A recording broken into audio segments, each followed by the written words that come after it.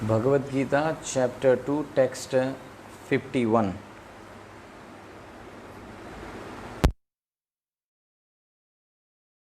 कर्मजं बुद्धियुक्ता हि फलं त्यक्त्वा मनीषिणः जन्मबन्धविनिर्मुक्ता padam gacchantya namayam.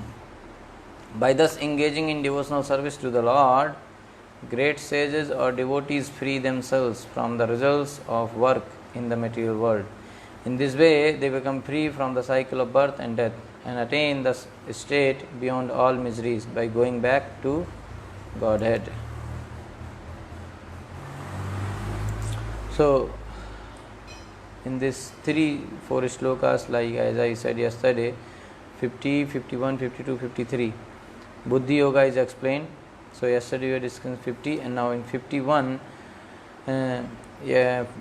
text number 50th, we discussed that how Buddhi Yoga is an art of work and which can take us from above, which can take us above from the result of good and bad activity or the reaction of good and bad karma. Now in 51 shloka, it is said that Buddhi Yoga provides freedom from cycle of birth and death. Okay. So, purport by Srila Prabhupada ki jai. The liberated living entities belong to that place where there are no material miseries. The Bhagavatam says 10.14.58 Sama Shritaye Pad Pallav Pallavam Mahat Padam Punya Yasho Murare Bhavam Budhirvatsa Padam Param Padam Padam Padam Yad Vipadam Natesham. For one who has accepted the boat of the lotus feet of the Lord, who is the shelter of the cosmic manifestation and is famous as Mukunda, or the giver of Mukti. The ocean of the material world is like the water contained in a calf's footprint. Okay, so for a person who has completely taken shelter under the lotus feet of Mukunda, Mahat Padam Punya Yasho Murare. For that person who has completely taken shelter under the lotus feet of Krishna, for him this ocean of material world, this Bhavasagar, is just like the water contained in a calf's hoof print. A calf hoof print is like this much big. So when a calf walks, sometime in a muddy place, kind of one hole kind of is created, one dig, and then in that if you put some water, it's like a pond, a small one, this much big. So crossing this much big thing is not a big deal. It's just insignificant. Nobody will bother about it. They'll just walk. So Bhavasagar becomes that much for a person who has taken shelter under the lotus feet of the Lord Krishna. Okay. Param Padam, or the place where there are no material miseries, or Vaikuntha, is his goal. Where you want to go? Vaikuntha, where there is no Kuntha, there is no material miseries. That is his goal, and not the place where there is danger in every step of life. Padam Padam Yad Viptam. For a person who has taken shelter under the lotus feet of the Krishna, for him the goal is Vaikuntha, Goloka, not the material world. Why? Because in material world, Padam Padam Yad Viptam. Every step there is a danger. In material world, every step there is a danger. So owing to ignorance, one does not know that this material world is a miserable place where there are dangers at every step. Out of our ignorance, we are not able to understand that in this material world, there is ignorance always. There is danger at every step. Out of ignorance only, less intelligent persons try to adjust to the situation by fruitive activities, thinking that the resultant action will make them happy. That's also ignorance. They are thinking we will do this karma, that karma, and we will get some result and we will be happy. That's also ignorance. There is no happiness. They do not know that no kind of material body anywhere within the universe can give life without miseries. Okay? no kind of material body anywhere within the universe can give life without miseries. That's the system. Okay, but out of our ignorance we don't know what the system is, and we are thinking system is something else, that if I work I'll get something and I'll be happy. But that's not the point. That's not true. Okay, that's a ignorance. The miseries of life, namely birth, death, old age and disease. Birth, death, old age and diseases are present everywhere within the material world. But one who understands his real constitutional position as the eternal servitor of the Lord, and thus knows the position of the personality of Godhead, engages himself in the transcendental loving service of the Lord Krishna. Consequently, he becomes qualified to enter into the Vaikuntha planets where there is neither material miserable life nor the influence of time and death. Simple solution. Okay, a person who is in ignorance, he thinks that this material world is, there is some possibility that if I do this thing, I'll be happy. So that's why out of ignorance, many foolish people, they keep planning. Okay, in this material world, I'll do this, I will do this, I will do this. They keep planning for their happiness, but they are fool. They don't know that the nature of this world is not to give them happiness. The nature of the world is every step there is danger, miseries, janam, mrityu, jara, vyadi, birth, old age, death and disease. These are the miseries here. Okay, but they don't know and they keep planning. Okay, but out of causeless mercy of a Vaishnava or a sadhu or a guru, bona fide spiritual master, if the knowledge is given, then a person can understand his real constitutional position, that I am not here to enjoy, I am here to serve. My constitutional position is to serve Krishna. I am the eternal servant of Krishna. That he will understand by the mercy of Guru. Because out of ignorance he is thinking something else, but Guru will come, he will remove that andhakar, ignorance, tamso ma jyotirgamay. That darkness will be dispelled by the mercy of Guru when he will give us the knowledge. And then he becomes qualified to enter even in Vaikuntha. And in Vaikuntha, no miserable life, and no influence of time and death. Wonderful place it is. So to know one's constitutional position means to know also the sublime position of the Lord. So knowing our own constitutional position means, Prabhupada is saying, it's not only knowing that I am the servant, but knowing that I am the servant, and but who is my master? Krishna is my master. So that full knowledge one should know. Because many people know that I am servant, but I am a government servant, they say. Or I am a servant of my manager or my wife or my children or my dog. I know I am a servant. They serve. But they should know that I am servant of Krishna. So one who wrongly thinks that the living entity's position and the Lord's position are on the same level is to be understood to be in darkness and therefore unable to engage himself in the devotional service of the Lord. So that's another concept, that some people think that living entity, that means me, and God, that means Krishna, they are on same level. So there is no need to serve Krishna. So they don't get that opportunity to serve Krishna, because they think Krishna is also same like us. So they are like another kind of fool. Okay, they are having this wrong concept. So he becomes a lord. The person who thinks like this, he becomes a lord himself, and thus paves the way for the repetition of birth and death. And in this way he will keep rotating in this material world. But one who understanding that his position is to serve, transfers himself to the service of the Lord, at once becomes eligible for Vaikuntha Loka. Service for the cause of the Lord is called Karma Yoga or Buddhi Yoga, or in plain words, devotional service to the Lord. So a person who understands that my constitutional position is to serve Krishna, so he engages himself in the service of Krishna. Okay, he does all the activities in the service of Krishna, and then in this way he becomes eligible to enter into Vaikuntha planet, and that's what the goal is. Okay. And Prabhupada is saying that is called Buddhi Yoga or Karma Yoga or devotional service to the Lord, Bhakti Yoga. So, Buddhi Yoga, Karma Yoga, Bhakti Yoga, almost same thing. Okay, devotional service to the Lord. So, 51, first thing is Parampadam, Vaikuntha Loka refers to a state of no miseries. Material world, every step there is misery. Vaikuntha, no misery at all.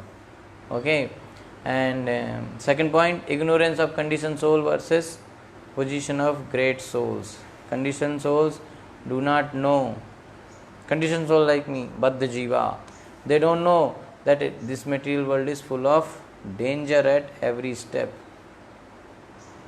And all material bodies anywhere in the universe are full of miseries. Everywhere in the material world, from higher planet to the lowest planet, full of misery. And whatever fruitive activity, karma kanda, they will do, they cannot do any adjustment. Third point, that by bhakti, the great sages can liberate themselves. And what is the secret of success and qualification to enter Vaikuntha planets? That is to understand that my constitutional position is eternal servant of Krishna and engage ourselves in the service of Krishna. Okay, Krishna is the supreme master, I am his eternal servant, I must serve Krishna. Okay, and then not thinking that Krishna and me are on same level. Krishna is supreme controller, supreme master, I am the tiny servant. That's the point here. Okay, so that is the 51 shloka. 52. Persons in full Krishna consciousness transcends the limit of Shabda Brahman, range of Vedas and Upanishads. 52. Yada te moha kalilam buddhir vyatit rishyati, yada te moha kalilam buddhir vyatit tarishyati, tada gantasi nirvedam shrotavyasya shrutasya cha. 52 shloka, Krishna is saying that when your intelligence has passed out of the dense forest of delusion, when your intelligence has passed out of the dense forest of delusion, you shall become indifferent to all that has been heard and all that is to be heard. There are many good examples in the lives of the great devotees of the Lord there are many good examples in the lives of the great devotees of the Lord of those who became indifferent to the rituals of the Vedas simply by devotional service to the Lord. Something very high thing Krishna is telling. Becoming indifferent to the rituals of the Vedas simply by devotional service to the Lord. That means the devotional service to Krishna is the higher thing, and Vedic rituals are little down. So when a person factually understands Krishna and his relationship with Krishna, he naturally becomes completely indifferent to the rituals of fruitive activities, even though an experienced Brahmana. Okay, means there are so many ritualistic activities that this thing, okay, somebody's taken birthday. So this thing should happen, this karma, this ritual, that ritual, so many things are there. People will come, no, it should happen like this process should be done there. So many rituals are there. But a person who is fully situated in bhakti, he is above all these rituals. Okay. So, Sri Madhavendra Puri, a great devotee and acharya in the line of the devotees, says, very high level of concept this is. Sandhya vandan bhadramastu bhavato bho snan tubhyam namo bho devah pitarascha tarpan vidhau naham chamyatam yatra kvapi nishadya yadav kulottamasya kamsadushaha smaram agam harami tad alam manye kim anyena me. Okay, Madhavendra Puri is saying that, oh, my prayers 3 times a day. A Brahmana should do 3 times prayers. that 3 times he should do Sandhya Vandana, morning, afternoon and evening. So he is saying, oh my prayers 3 times a day, all glory to you. Oh bathing, I offer my obeisances unto you. Bathing means taking bath, right? So he is paying namaskar to the process of taking bath. Okay. Oh bathing, I offer my obeisances unto you. Oh demigods, Devtas, O forefathers, all the Pitras, please excuse me for my inability to offer you my respects. So he is saying, O prayers 3 times in a day, and O bathing, and O Devtas, O Pitras, please forgive me, because I am not able to offer you any respect, so please forgive me. Now, wherever I sit, I can remember the great descendant of the Yadu dynasty, Krishna, the enemy of Kamsa. Why I am not able to offer pranam to Devtas, and I am not able to respect to forefathers, Pitras and all, and I am not able to take bath, and I am not able to do 3-time Vandana and all those things. Why? Because as soon as I sit anywhere, I just remember the Krishna, the son of Nanda Maharaj, the enemy of Kamsa, and thereby I can free myself from all sinful bondage. So all these things like paying pranam to Pitras and Devtas and all, taking bath and all this Sandhya Vandana and all those things are for what purpose? For getting rid of sinful reaction. But when I remember Krishna, everything is finished. All the sinful reactions are finished. I think this is sufficient for me. So he is saying no need to do all this ritualistic process. That does not mean that because I am not on that level that I can remember Krishna 24/7. So I cannot take excuse of this shloka. Okay, because I am not on that level also. So taking excuse of this shloka, I say okay, tomorrow onwards no bathing, because I am just remembering Krishna. Or somebody said, okay, yah smaret pundarikaksham tasya bhavyantara shri. Okay, there is this shloka. What is that? Om apavitra pavitro va sarvastam gatopi va yah smaret pundarikaksham sa bha abhyantara shuchi. Pundarikaksha, Pundarikaksha, Pundarikaksha, Sri Vishnu, Sri Vishnu, Sri Vishnu. So they say, okay, I will say 3 times Sri Vishnu, Sri Vishnu, Sri Vishnu, and then no need to take bath. No, that's not the point here. Okay, bathing should be done, but when there is some situation you cannot take, that time it's okay. Okay. So that's how it is, because Madhavendra Puri can say, because he is on that high level. But we cannot say. But at the same time, we should know the glories of remembrance of Krishna, the chanting of the holy name of Krishna. That glories we should know, that Krishna Bhakti and Shravanam, Kirtanam, the holy name of Krishna, they are so powerful that they can just clear all the sinful reaction within seconds. Even it is said, one time if one chant pure name of Krishna, one time only, then that many sin can be eradicated that a person cannot even commit. That's the point. So one should not, the point here Prabhupada is bringing by this shloka, that one should not get entangled in the Vedic rituals, but one should focus on the bhakti, Krishna bhakti, because many times people forget Krishna bhakti and they are too much in the rituals. No, this should be kept here. This thing should be done like this. No, this is must like that. No. So they fight on the rules. This rule is like this rule is like that, and they keep fighting. Many times it is seen. And they forget the essence of the rule. If you read Nectar of Instruction, then you will understand more in detail. Niyamagraha. There are two things, Niyamagraha and Niyamagraha. So those rules which are necessary, people don't follow. And those rules which are not necessary, they are fighting to follow those rules. No, it must be done. For example, there are two rules, that a sannyasi should wear only this kind of dress, orange dress. No hair should be there like that. He should always wear that dress only. But now, sometime another rule is there. A sannyasi must travel and preach in all the location. So in order to preach, now for a sannyasi, his guru has given order that you go in this direction and preach. Now if he goes, for example, like some countries in world now at present situation, if you go with this dress, you are not allowed to enter there still. So they will not allow you to enter, but still you have to go there and preach and make people devotee of Krishna. How will go? So these sannyasi, what they do, they change the dress. Okay, they put shirt and pant and one cap and nicely they go. And nobody notice, and they go there and they preach and they make people devotee of Krishna. So they are breaking one rule, but for what purpose? For a higher rule. What is that higher rule? Preaching. The higher cause is preaching, giving Krishna to many people. So this rule can be left here, okay.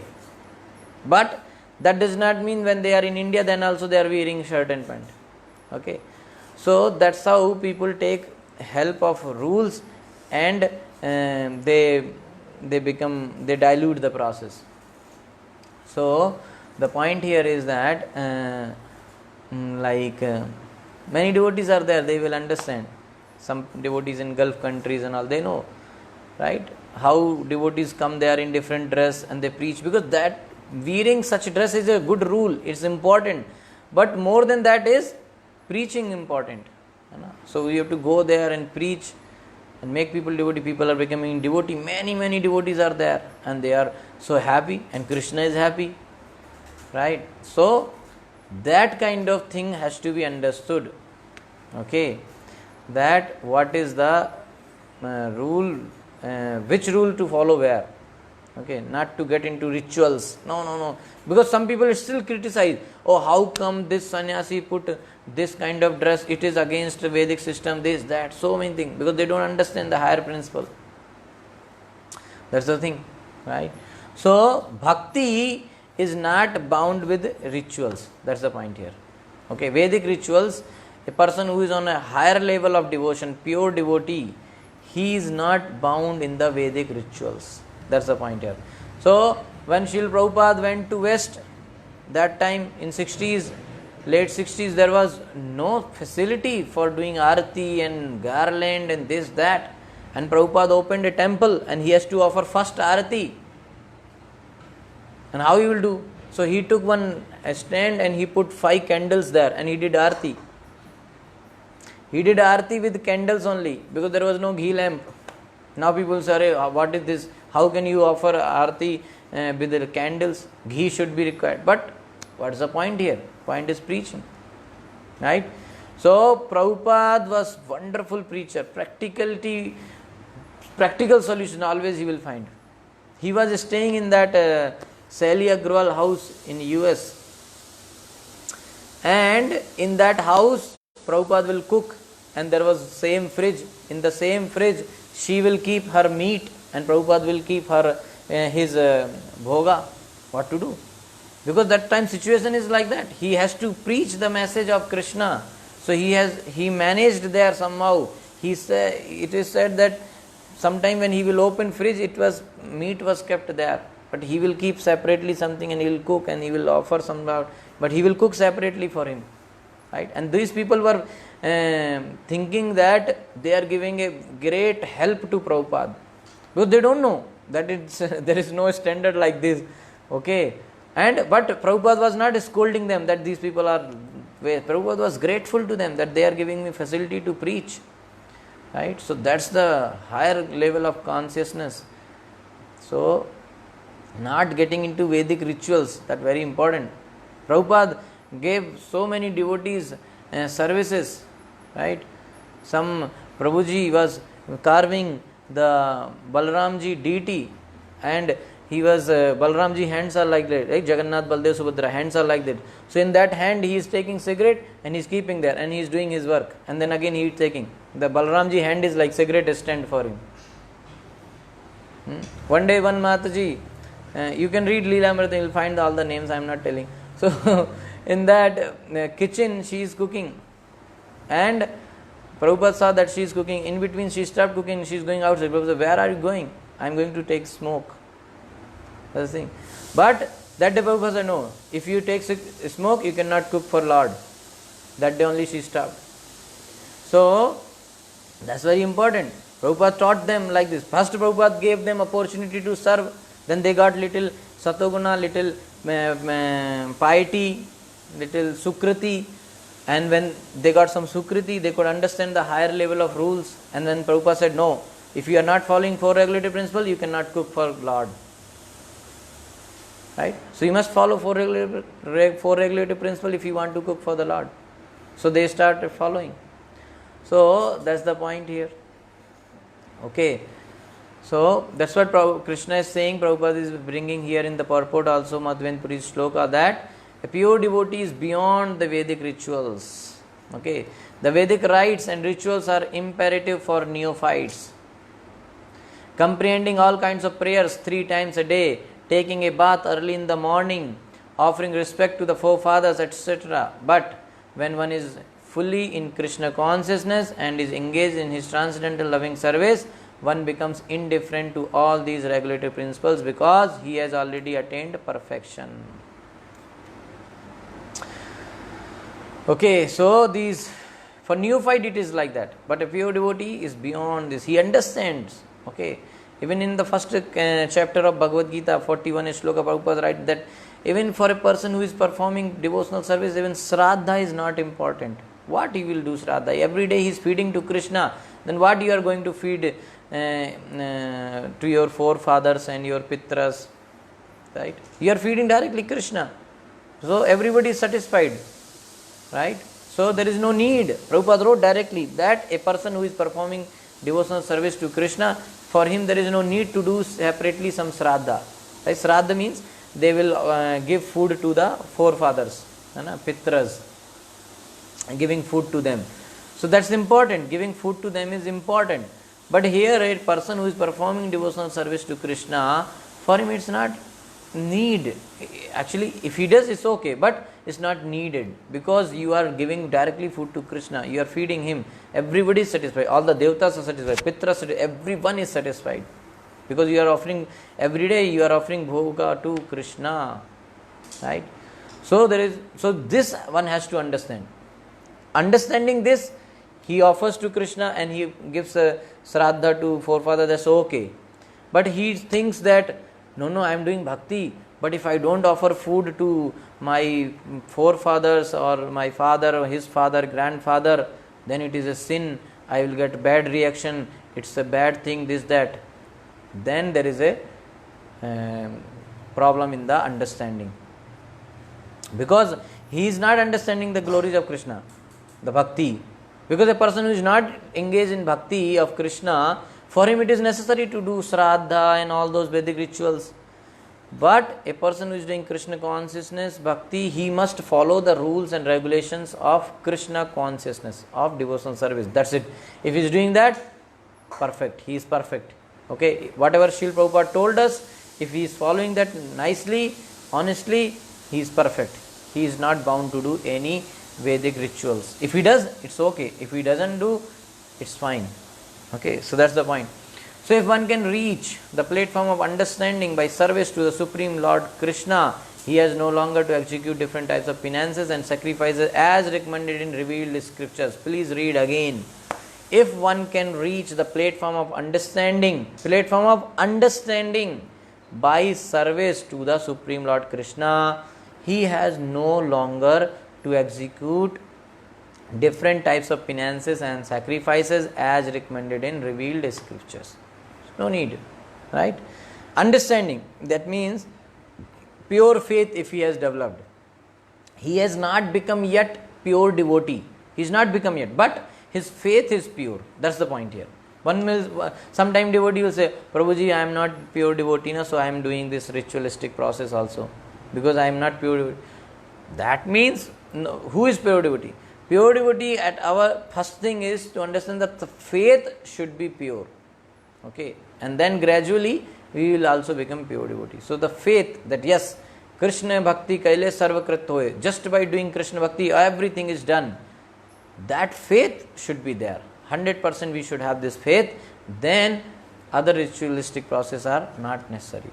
And similarly, if one has not understood that the purpose of the Vedas is to reach Krishna and simply engage in the rituals, etc., then he is uselessly wasting time in such engagement. That's another important thing.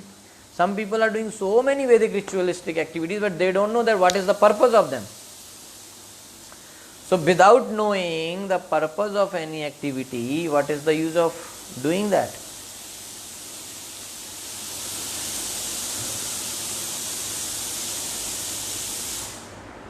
Okay, so if one does not understand the process, if one does not understand the purpose of any process is doing, then what is the point in doing only? So these all people who does so many Vedic ritualistic process in very opulent way, they spend so much money in doing yajnas and havan and pujas, they don't know what is the ultimate goal of all these Vedic rituals. Vedescha sarvam Vidyut. The goal of all the Vedic rituals is to understand Krishna. That they don't know. Right? So, if they don't know that the ultimate purpose is satisfaction of Krishna, then all their performance of Vedic rituals and sacrifices and penances is useless. So, persons in Krishna consciousness transcends the limit of Shabda Brahma or the range of the Vedas and Upanishads. Okay, so they are beyond it. Okay, so that's the 52 shloka. Okay, so now 10 minute extra I took for Bhagavad Gita. So we can stop here. Text number 53 we shall do tomorrow. Hare Krishna. Thank you so much. ग्रंथ राज श्रीमद् भगवद गीता की जय, श्रील प्रभुपाद की जय, अनंत कोटि वैष्णववृंद की जय. So now we shall start Srimad Bhagavatam discussion of 9th canto. Hare Krishna.